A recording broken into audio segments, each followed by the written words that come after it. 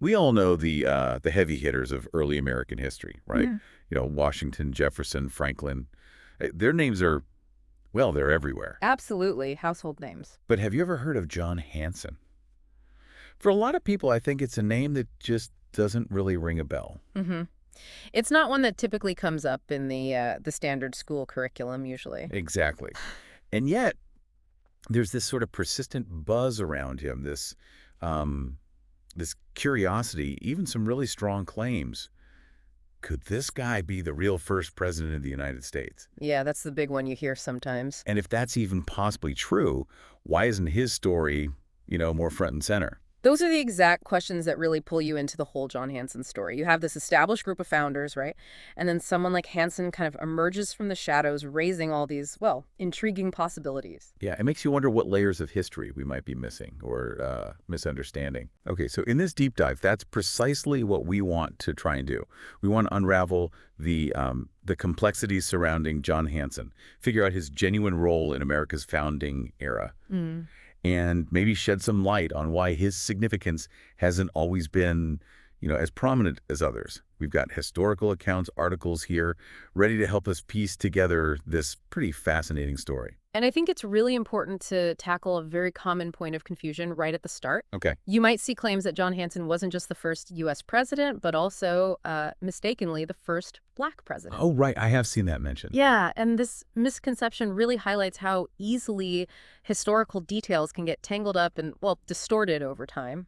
Okay, let's unpack this then. Mm. Because the issue stems from there being two historical figures named John Hanson. Is that right? That's exactly it. Yeah. Yeah. The confusion largely comes from these two individuals sharing the same name but living in very different times and contexts. Right. The John Hanson we're focusing on today is the white Maryland merchant and politician.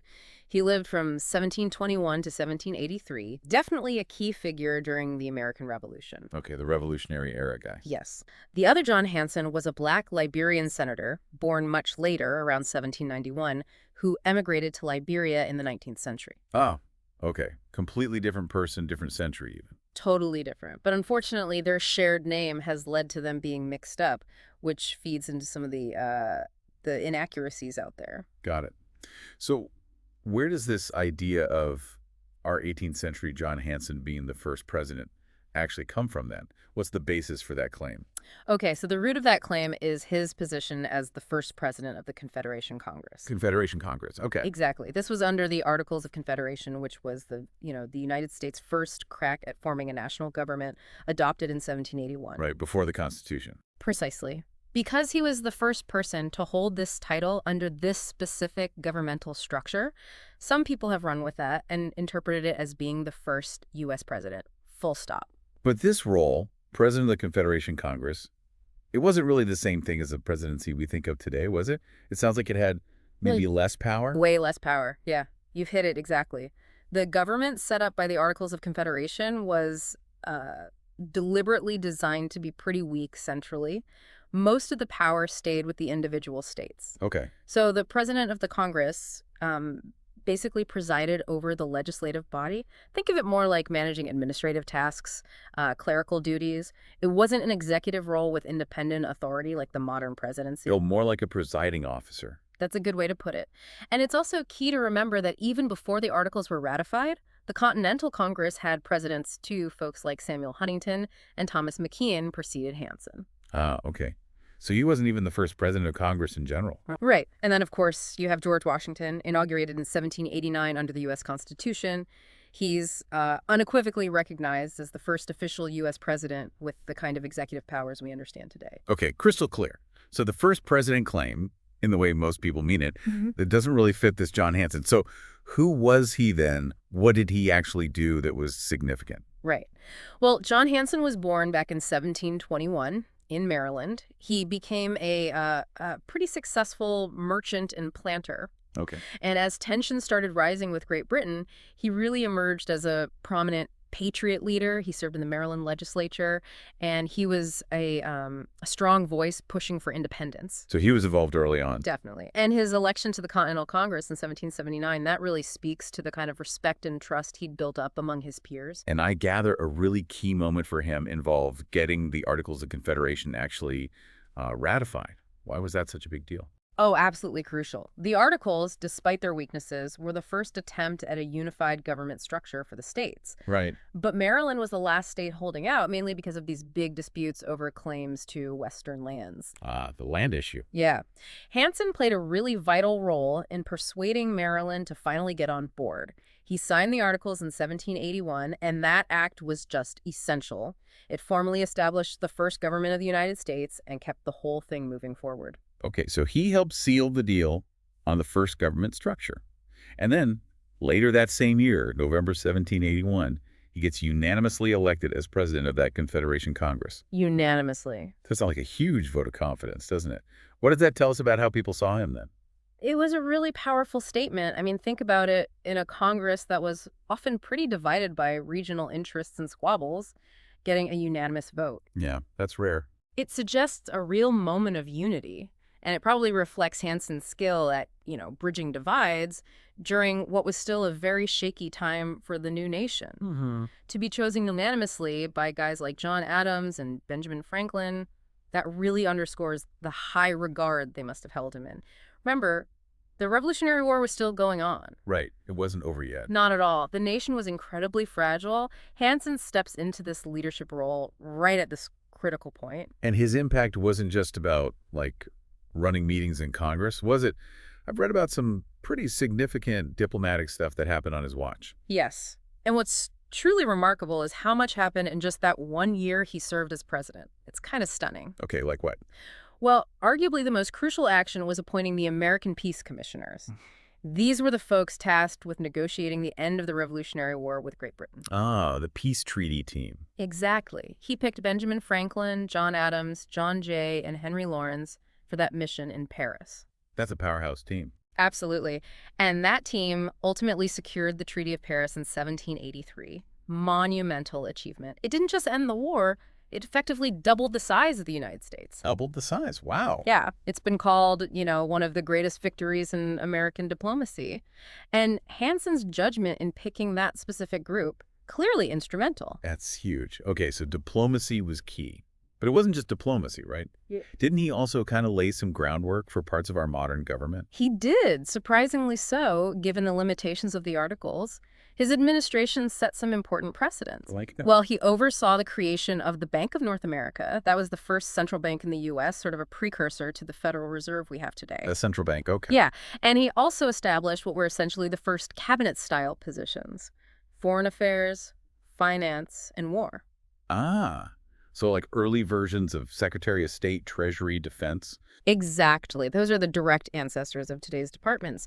And an interesting side note, his wife, Jane Conti Hanson, some consider her the first to be sort of unofficially called First Lady. That term started popping up around his time in office. Really, First Lady, too. That's the story, yeah. And remember, all of this, the diplomacy, the bank, the departments happened in just 1 year. That is pretty incredible, especially when you think about the context, the 1770s, 1780s. Yeah. It must have just felt like constant crisis mode. Oh, absolutely tumultuous. You've got the colonial rebellion still fresh, the war itself dragging on, and then this huge challenge of trying to get 13 very different, often bickering states to work together under a totally new kind of government. Yeah, not easy. Not at all. And the fact that the Articles took so long just to get ratified, proposed in 77, not fully approved until Maryland signed in 81, that really shows you the deep divisions, especially over those Western land claims we mentioned. Hanson's persistence, his influence in finally getting Maryland to agree, was absolutely critical. Without that final piece, the whole grand American experiment, as they called it, could easily have just fizzled out before it really got going. So do you think his background as a merchant maybe helped him navigate all that, gave him a sort of practical edge during the economic mess and the need for war resources? I think it undoubtedly shaped his leadership, yeah. His experience in trade and finance would have given him a very real, hands-on understanding of the economic chaos the new nation was facing, and the absolute importance of finding some financial stability. He seems to have been a pragmatic leader, someone who understood the need for unity, but also the nuts and bolts, the logistics of fighting a war and building a nation from Lots scratch. of practicalities. Exactly. His presidency, though often forgotten, really served as this vital bridge connecting the high-flying ideals of the Declaration of Independence to the more solid government structure that came later with the Constitution in 1789. And yet, like we said, he's mostly missing from the big picture narrative. It's almost, yeah, haunting's a good word for it. The way his contributions seem to have just evaporated from public memory. I even read something pretty disturbing about where he was buried. Yes, the story of his gravesite is quite something, and yeah, haunting fits. After he died in 1783, his burial spot at Oxon Hill Manor in Maryland was basically lost to time for centuries. Every god. Completely forgotten. Then it was rediscovered in 1985, and the crypt was apparently intact. But just 2 years later, someone had broken into it, and Hanson's remains were gone. Gone. Stolen. Seems like it. And then by 1993, the whole site was just graded over, paved for a parking lot, I believe. Oh my God. It's a really stark, unsettling symbol, isn't it? A kind of Yeah. tragic historical obliteration, as one writer put it, that mirrors how he's faded from our collective memory. Wow. That really makes you wonder then what caused him to be so overlooked. Was it just like not enough historical records survived, or did figures like Washington just cast too long a shadow afterwards? It's likely a mix of things. The historical documentation from that specific Confederation period between the peak revolution and the Constitution, it's arguably not as extensive or maybe not as studied as other periods. Okay. And yes, being in that leadership role right before Washington and the establishment of the presidency as we know it, it's very plausible his contributions got overshadowed by these, more dramatic bookends and more famous figures. Plus, the fact that the Articles of Confederation themselves were seen as flawed and were replaced might have unintentionally sort of diminished the perceived importance of the leaders who served under that system. That makes sense. But still, considering that unanimous election, considering the diplomatic success with the Treaty of Paris, his relative obscurity does remain a bit of an historical puzzle.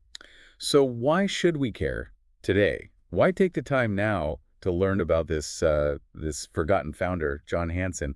What's the relevance for us? Well, I think uncovering Hanson's story gives us a much richer, more nuanced picture of a really critical and frankly fragile time in American history. Okay. It's a potent reminder that the nation's founding wasn't some smooth, inevitable process. It depended on many individuals, not just the most famous names, making vital contributions to keep it going. Right. It wasn't just a handful of guys. Exactly. And by, clearing up the myths around him and recognizing what he actually did achieve, we honor the complexity of history. We give credit where it's due to figures like Hanson who really deserve a place alongside the more celebrated founders. And it also makes you think about how historical stories get told, doesn't it? That whole misconception about him potentially being a black president really shows how easily information can be, well, twisted or mixed up, especially if the primary sources aren't well known or easily accessible. Absolutely. It just underscores how crucial rigorous research and careful analysis are when we look at the past. Historians like Peter H. Michael have done really valuable work, meticulously digging through surviving records to piece together Hanson's actual story, helping us separate the facts from the later speculation or confusion. It's a great reminder that history isn't static. It's an ongoing process of discovery and reevaluation. So, in a way, Hanson's story is kind of an invitation, isn't it, to dig a bit deeper, to remember that history is packed with these less famous figures whose stories might be just as important, even if they aren't shouted from the rooftops. Precisely. He deserves recognition for his diplomatic skill, his leadership in that very early uncertain government, and just his crucial role in the basic work of building a nation. And his story really should prompt us to ask, okay, who else? Who else might have been overlooked? Whose contributions might have been sort of lost or buried over time? It definitely makes you want to explore those quieter corners of history a bit more. Thanks so much for shedding light on the whole John Hanson story. It's been really fascinating. It has been. It really drives home that history isn't just a set of facts to memorize. It's more like a constantly evolving puzzle we're still putting together. Absolutely. And be sure to join us for future deep dives as we'll keep exploring other enigmatic figures and maybe overlooked but pivotal moments in history. And on that note, I'll leave you with this thought. Sometimes the names that are barely whispered end up holding the most compelling stories.